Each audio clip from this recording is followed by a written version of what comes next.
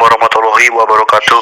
Perkenalkan, nama saya Andro Setiawan, kelas 11-2, sekolah di SMA Darul Maarif, Jakarta Selatan.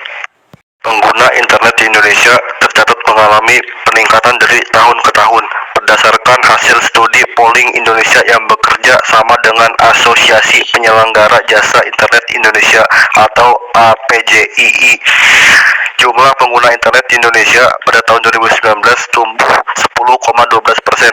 Artinya dari total populasi sebanyak 264 juta jiwa penduduk Indonesia, ada sebanyak 171,17 juta jiwa atau sekitar 64,8% yang sudah terhubung ke internet. Hampir separuh dari pengguna internet dunia berasal dari wilayah Asia. Sementara itu, jumlah halaman web pada tahun 2018 ada lebih dari 1,24 miliar di seluruh dunia.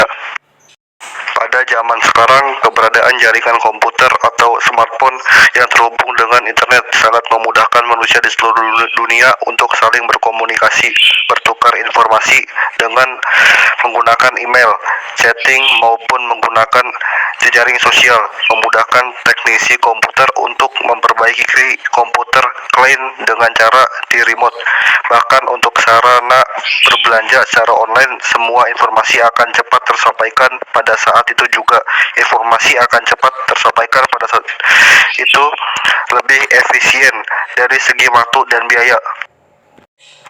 Sebagai pelajar, tentu ingin tahu apa saja perangkat yang terlibat dalam pertukaran data di internet, bagaimana proses data-data tersebut dikirimkan melalui jaringan dan internet, dan bagaimana cara data tersebut dikirimkan dengan aman dan tepat sasaran.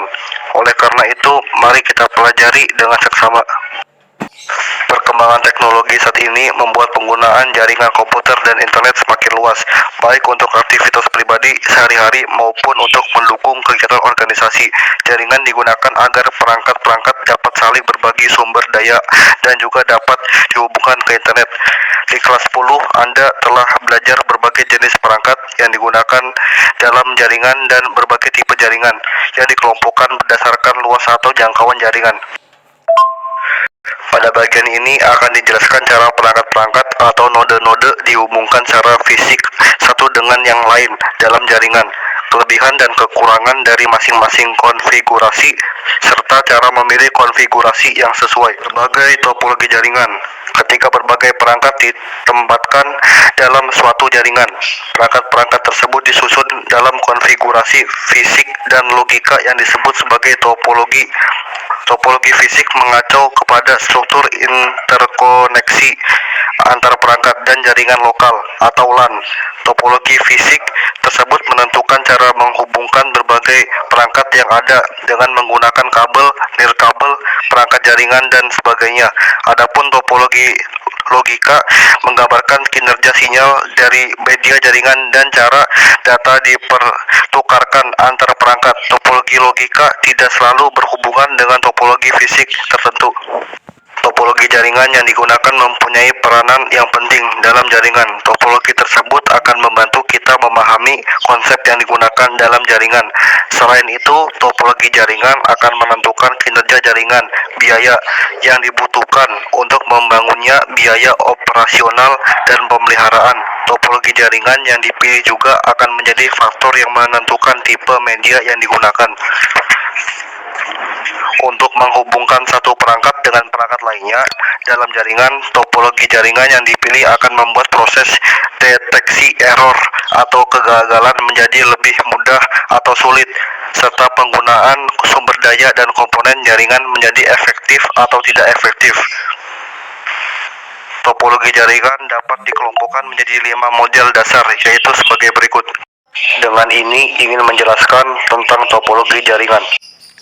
1. Topologi bus, topologi ring, dan topologi dual ring. 3. Topologi star. 4. Topologi mesh. 5. Topologi hibrida. Kita membahas topologi bus. Topologi bus merupakan jaringan yang mempunyai ujung di kedua sisinya dan sinyal berjalan dari ujung yang satu ke ujung yang lain. Jaringan dengan teknologi ini mengirimkan data dalam satu arah atau unidireksional dari satu ujung ke ujung yang lain. Topologi bus mempunyai beberapa kelebihan, diantaranya sebagai berikut. 1. Topologi bus mudah untuk dipahami. 2. Penggunaan biaya yang efektif. 3. Ideal untuk digunakan pada jaringan yang kecil dengan jumlah node yang sedikit. 4. Membutuhkan kabel yang lebih sedikit untuk menghubungkan node-node yang ada. 5. Memberikan kemudahan untuk melakukan penambahan atau pengurangan node dalam jaringan.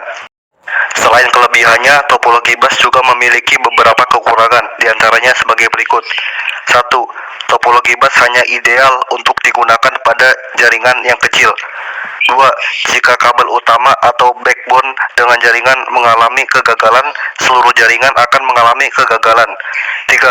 Bersifat unidireksional, sehingga pengiriman data hanya dalam satu arah. 4. Kecepatan pengiriman data dalam jaringan akan menurun drastis, yang seiring dengan bertambahnya jumlah node dalam jaringan.